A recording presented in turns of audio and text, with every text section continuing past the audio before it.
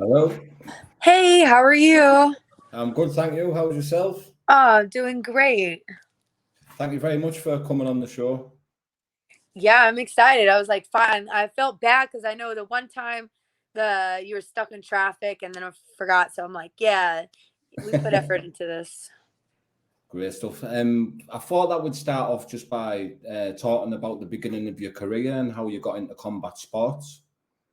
Yeah, absolutely. So, I was going to school and I got my master's degree in sport management, and I felt like I had my whole future mapped out. And then I hit like really big obstacles. I ended up getting out of a very toxic relationship, going through a divorce. And I kind of started drinking. So I went and I got a DUI. And because of the DUI, I lost my license and nobody would hire me. And it was like, a little bit of a longer road, like with ups and downs with that.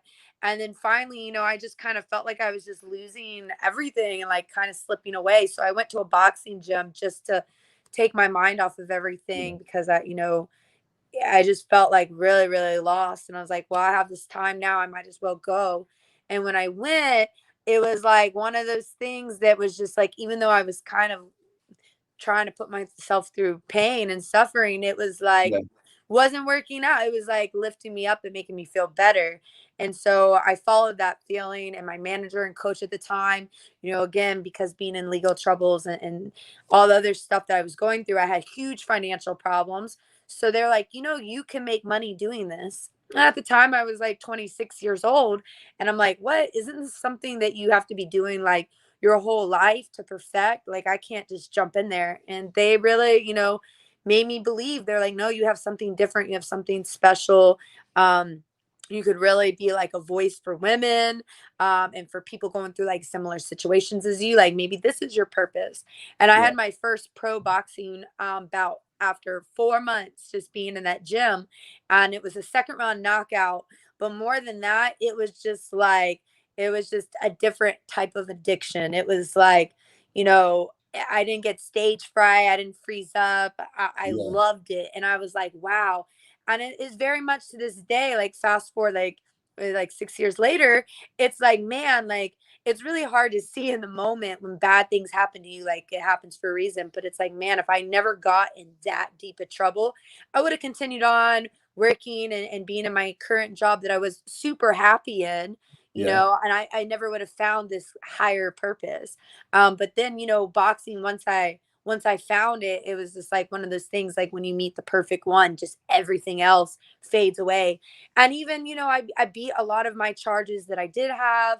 I worked my ass off to fix my money problems. I worked my ass off to fix my relationship problems. And even when all that stuff was good and fixed, it was like I had already found the love of boxing and in combat sports, and it was just no turning back even when everything was great. So Yeah, that's great. Did you have much of a professional boxing career then before you transitioned over to the bare knuckle?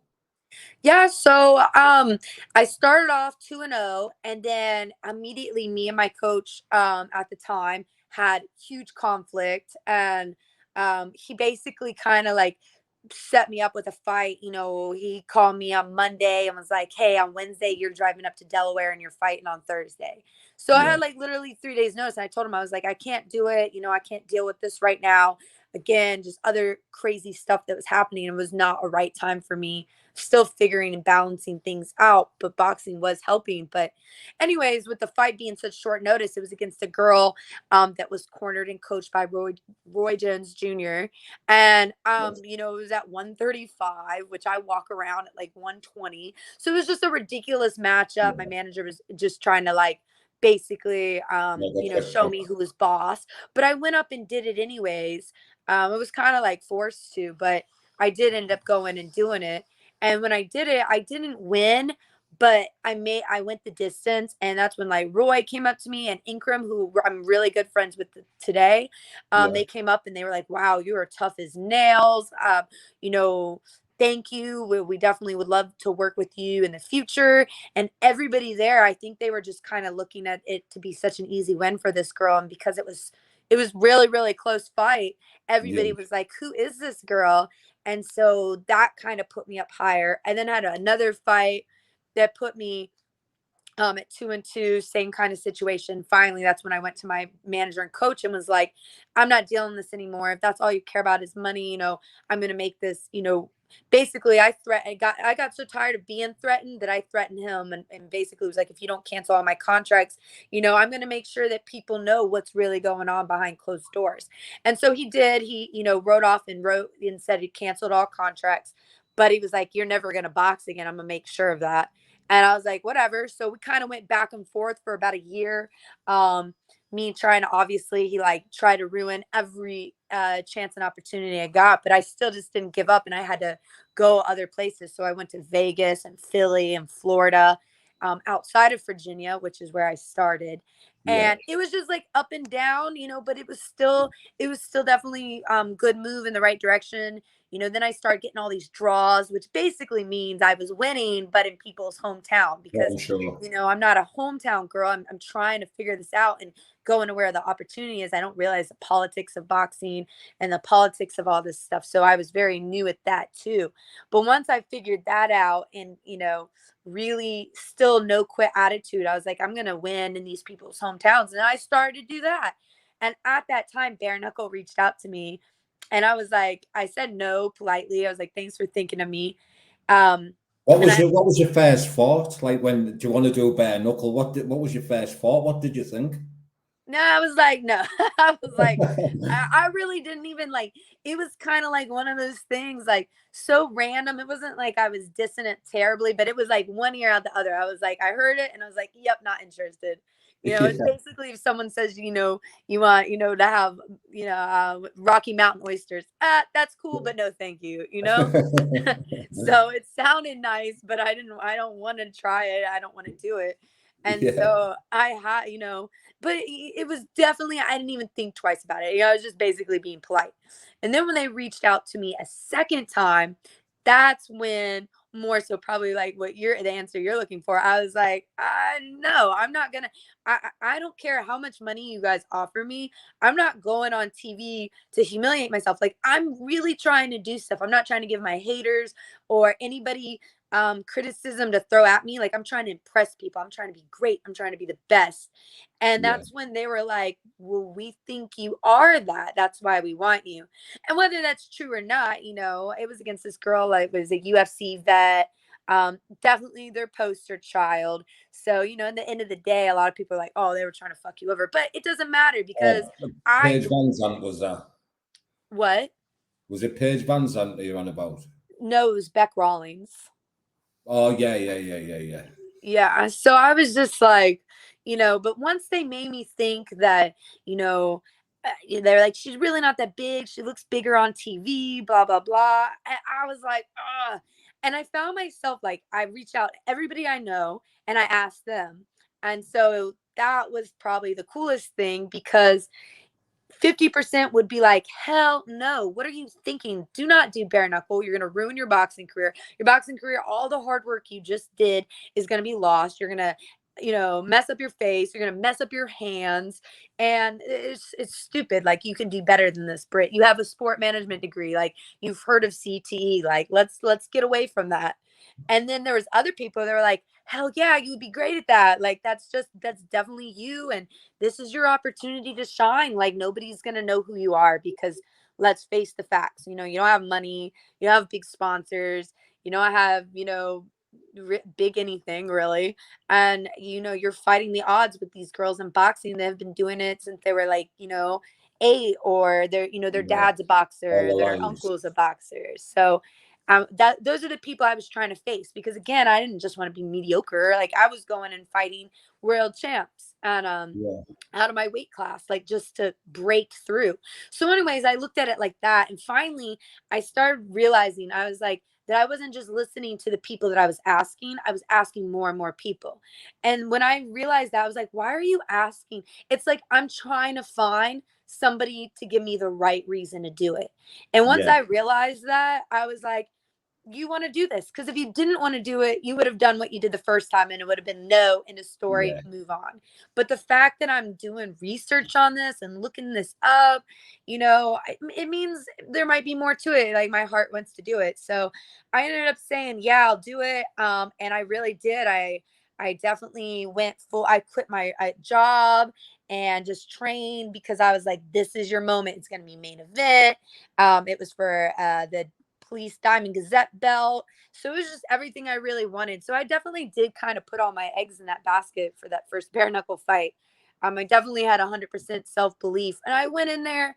It was a split decision loss. I mean, I still really think again I won, but you know you learn a lot from losing too. And I realized that one, it was kind of just like boxing. I was like, man, even losing, I felt like this is where I belong. I felt like I made a huge statement. I felt like it's I not was the same, is powerful. it? It's in bare knuckle. It's not the same as boxing. It's like you're both winners in the bare knuckle game. Yeah, I think people have a high. I've seen that and I've noticed that. And I really do appreciate it because we do put a lot out there for people, Yeah, basically for entertainment. But I've always really seen that people like really treat us like warriors. I really love that about BKFC in the beginning because they really like most boxing places, they give us like shitty hotels and like it'd be yeah, like, it just wasn't really the wow factor. With BKFC, when I went over there, we had a nice hotel. We had food per diems. We had our own personal drivers, so we didn't have to like Uber or take taxis. And yeah, I was just like kind of, still in that small town country girl mindset to where I was like, whoa, this is like they really wined and dined me. And I felt like yeah, really like like people respected the fact that we were just getting in there. So yeah, that was really cool. But yeah, like boxing, comparing it to boxing, some days I think it is the same.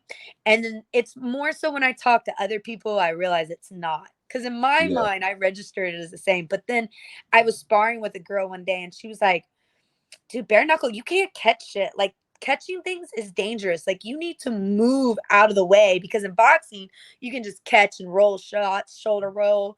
But in bare knuckle, You've got that your thing, gloves in boxing as well, haven't you? All the padding covering your face. yeah, exactly. So I, am starting to realize that a lot more.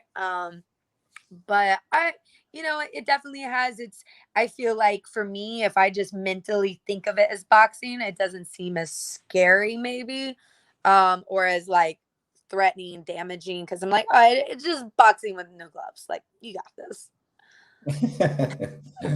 So what have you got? Have you got any fights? I know you've just obviously had your fight with Christine, but have you got any fights lined up for coming up or anything? So I kind of felt like most fighters do after they fight. They're like, damn, that was a lot. I need a break. Yeah, And because then I it's thought it was a war, that fight.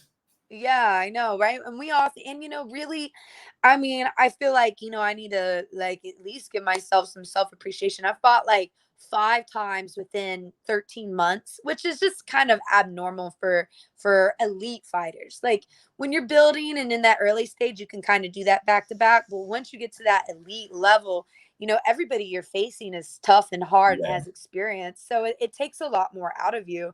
So I kind of was like, I'm just gonna take a break. Obviously, I was all cut up. But then after a week goes by, you're like, oh, it's not that bad. And then 2 weeks goes by. So now I'm at the point where it's not that bad. I'm like, oh, my break was good. But I think I don't know. I go back and forth. I'm definitely a true fighter. If someone, I have gotten a couple calls actually that have offered me boxing matches. So potentially getting back into boxing, which I just am so like hopeful for because I feel like having the boxing um experience that I did and then kind of shifting it to bare knuckle and I was doing so good there.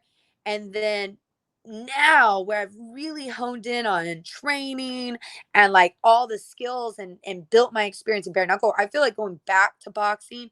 One, yeah, now I have a name, now I'm a somebody and I've learned stuff. I've had the experience, I've trained at really elite levels at really elite facilities and that one being bare knuckle you got to be somewhat fearless and so now facing people with gloves on it's kind of like putting training wheels on again. It's like, oh, yeah, it's not gonna hurt, it's not as intimidating. So I feel like, man, I would be, and we all know like when it comes to combat sports and boxing, it's very mental, and you hear those quotes all the time. Mike Tyson's very famous for saying it, that this is mental, this is a chess game. And I feel like having that, like, before, maybe that was like my weakness, was that me doubting myself or not fully Yeah. committing, because I wanted to. Not having the right team around you as well, I suppose. Yeah, exactly. So I'm just thinking, like, if I go back to boxing, I'm going to be unstoppable. But, boxing is just, it's really a good time for women in boxing, but it's still not as great as people would think, as far as when they offer you like these purses they're offering. They're very low. And I'm like, I don't want to like sell myself short. But at the same time, it's just so hard for me to ignore that if I get a good opportunity, where people are going to notice and it's going to be inspiring to someone, is really hard for me to ignore. So, I'm getting those offers now and I'm thinking about them. I'm trying to work them out. With bare knuckle, there were some fights last night that were in New York, and it looks like they have a lot more girls at this 115 class, which is really my weight class. So when I Yeah. fight at 125, again, I walk around at 122, 123. So it's not me cutting weight, which is usually a stupid idea, but for females, it's you got to be more like manipulative in the weight class because there's not as many of us. And I know Yeah. that, and it's definitely a price I'm willing to pay, and I roll the dice on it. But to be at a weight class that's my true weight class, I just think would be way smarter and better for me. So I'm hoping with these new girls coming in fighting at 115 that I'll get to, make my way down to 115 in BKFC, and really try to work my way up there and win the belt. And that's really what Yeah. I mean, really at the end of the day, my biggest goal is winning a belt, like a world championship. So if I have to do that in boxing, if I have to do it at 115 in BKFC, if I have to fight Christine again, I mean, whatever, that's really just my like number one track. And number two is just to have the best experience where I like get to reach the most people. Yeah.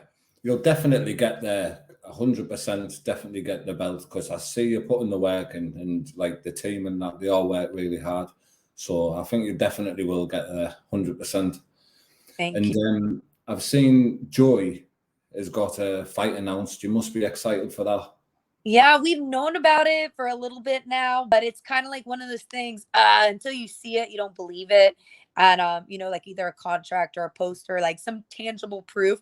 So we kind of suspected it, but when they announced it yesterday, it was super exciting. Like, it never gets old. You feel like as you can have like 40 fights and you get used to it, but I feel like it's still that new, that feeling every time, not becoming Yeah. familiar and seeing the poster with his opponent. So he's super excited and ready.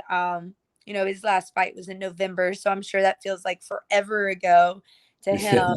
him. So he's excited and ready to get in there, and I'm really excited because it still puts me again, doing what we love and being in the combat sports world, whether it's participating or coaching, cornering, fighting. It's all awesome just to be a part of. Yeah, sweet. Did you watch the BKFC last night? I did. Did you see our boy Connor Tierney over there? See his performance? Yeah, I did. Quality, wasn't he? Yeah, it was good. I remember when Lyda was coming in, it was kind of comparing the difference between like bare knuckle boxing over in the UK versus America. And I think it was cool to see him come out and show out like that. Yeah, class. And before we wrap it up, is there any shout outs to sponsors or anything that you would like to give? I definitely I'm trying to immerse myself in the NFT world. So I don't know if that's something you guys are interested out, but there are two, MetaFans is an amazing, they were my sponsor for my last fight, and they're just incredibly family oriented system. And then I actually have some NFTs at Athlete Assets. So if you guys want to check those out and get involved in that, I definitely would strongly urge you to. Other than that, I mean, I just want to thank really everybody who believes in me and sees that champion mindset. It means a lot. Definitely thank you to my husband, Joey Beltran, who's by my side all the time. And just my coaches, my team, my manager, Tim, and with Knuckle Up Combat Agency. I'm really excited. And definitely want to give a shout out to you. And I'll definitely, I don't know if you've noticed or seen, but I've kind of more put it on Facebook. but I'm definitely trying to come out to the UK. I think that would be amazing. So Yeah, I'm going to plan that by the end of summer. By the end of summer. So if not, at the worst case, late summer. But I'm working on that and trying to set that up. But I'm just really excited to meet new people, and I hope everybody, if you guys are just meeting me for the first time, I hope you like look in and follow my story, and definitely follow to what's coming next. 100%. I'll put all your links in the description for Instagram and everything like that. And I really appreciate your time. We'll have to catch up again in the near future. Absolutely. Yeah. And hopefully when I have a fight, then we can announce it and break it on here. Yeah, 100%. Thank you very much. Yep. Thank you.